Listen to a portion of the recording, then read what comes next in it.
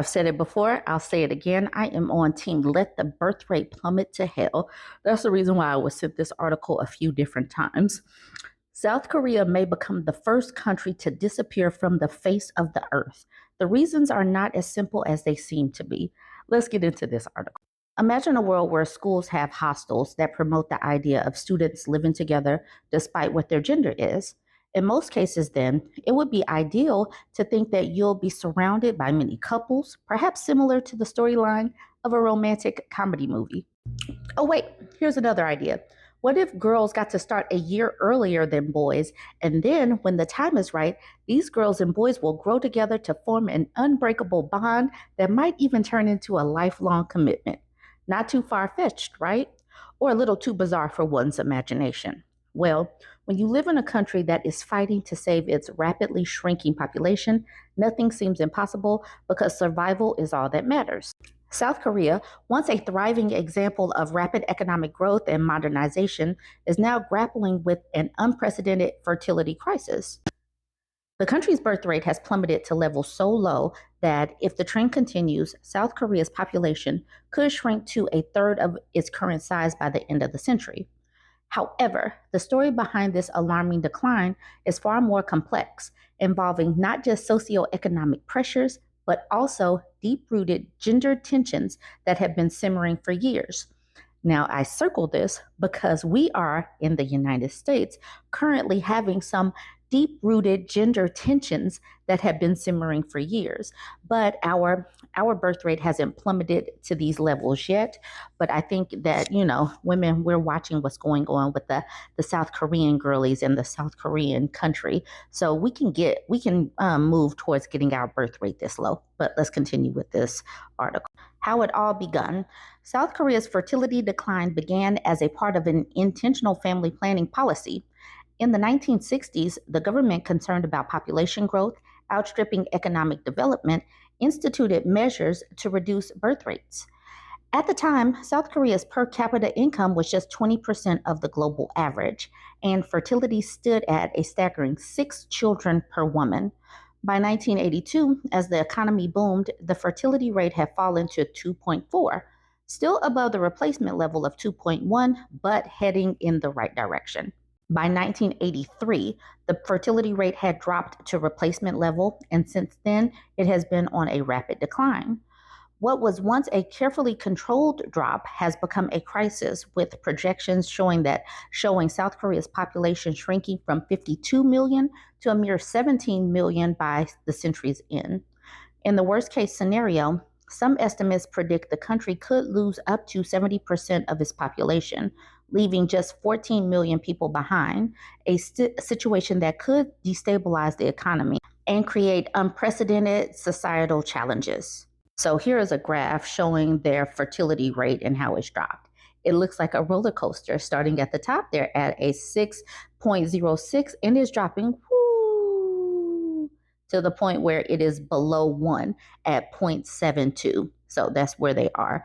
And it is showing right here, there are 53 countries that have a shrinking population in 2023.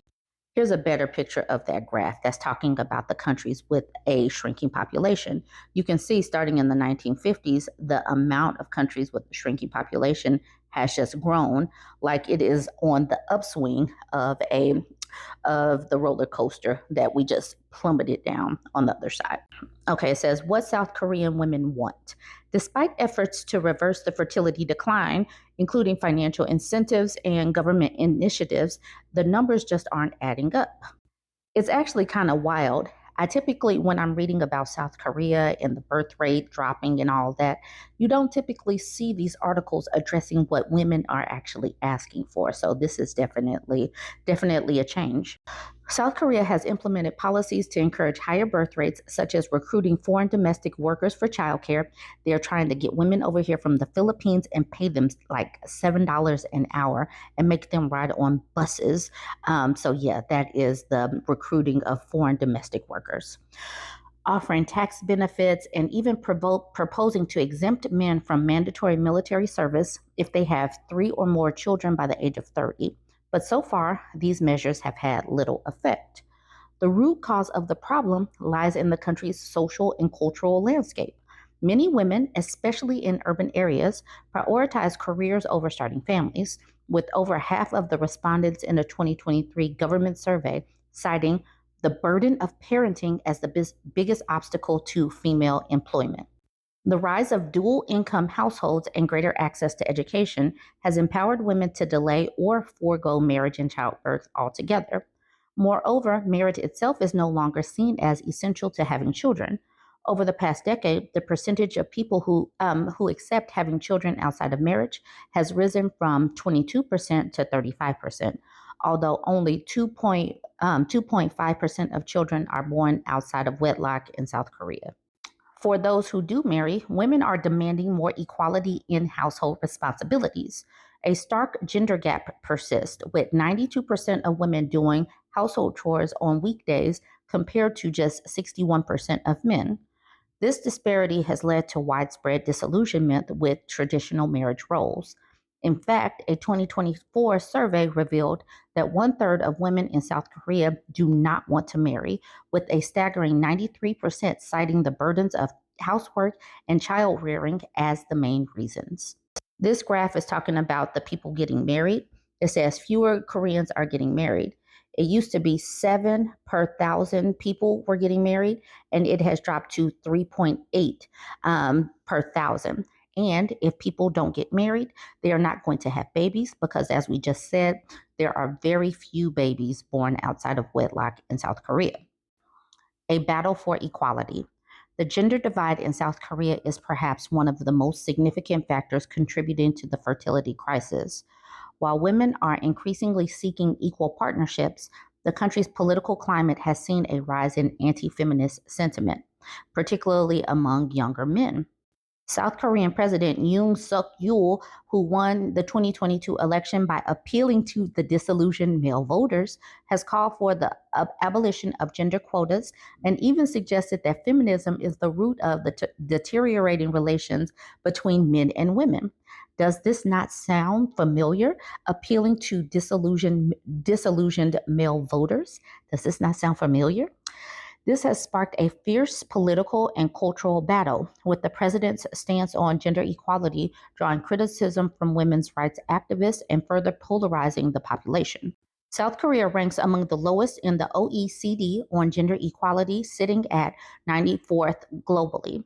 The country lags behind in key areas like economic participation at 112th, education at 100th, political empowerment 72nd, and health 47th. This gender imbalance has fueled frustration on both sides, with women demanding more equal opportunities and men expressing resentment toward policies they perceive as favoring women. Now, this graph is showing Koreans marrying outside of their racial culture. So the orange at the top is Korean women marrying non-Korean men, and the gray is Korean men marrying non-Korean women. All right, it says embracing migrant women. In many developed countries, immigration has been a key factor in mitigating the effects of a declining birth rate. However, South Korea has seen little success in attracting immigrants. While countries in Western Europe have benefited from higher net migration rates, South Korea has one of the lowest rates in East Asia, with foreign-born workers making up less than 4% of the labor force. This is a stark contrast to Western countries where immigration has helped stabilize population levels despite low birth rates. And I keep saying, I do believe that America is being propped up as far as our birth rates by immigrants. One area where immigration is having an impact is in the realm of marriage migration. As South Korean men, particularly in rural areas, face a shrinking pool of potential brides, they have increasingly turned to foreign women, particularly from countries like Vietnam. This graph is showing all of the countries with fertility rates less than 2. It started at 1950, and look how it's growing to now there are 130 countries with less than replacement rate as far as the birth rate. And look, and still fewer have any kids at all. Share of households with couple only, and you see right here these numbers: 14%, 15%, 16%. But look, couples with children, look, it is definitely shrinking here. You'll see It's definitely going down globally. Look at this top graph talking about people getting married later. Men used to get married at around 29. Women used to get married around 26 in 1999. For women, it's 31 and a half, and for men, it is 34. So we're all getting married a little bit later, which is obviously going to mean that people's windows for having babies are also shrinking. All right, it says since 2000, marriages between South Korean men and foreign women have surged by 70%. While many of these marriages are presented as solutions to the gender imbalance, they also highlight deeper cultural and societal issues. Research shows that migrant women in these marriages face distinct challenges. In their first year of marriage, only 20% of foreign born wives are employed, compared to 50% of native born women. Additionally, women in these marriages tend to earn $500 less than their Korean counterparts. In many households, particularly those with non Korean wives, the husband retains control over finances, with 33% of such marriages reporting that the husband decides how money will be spent, compared to just 7% in Korean marriages. South Korea's fertility crisis is not just a demographic challenge, it is a reflection of the country's deep seated gender inequalities and cultural conflicts. As the population continues to age and shrink, the country faces the daunting task of addressing these issues while navigating the complexities of family, work, and gender roles.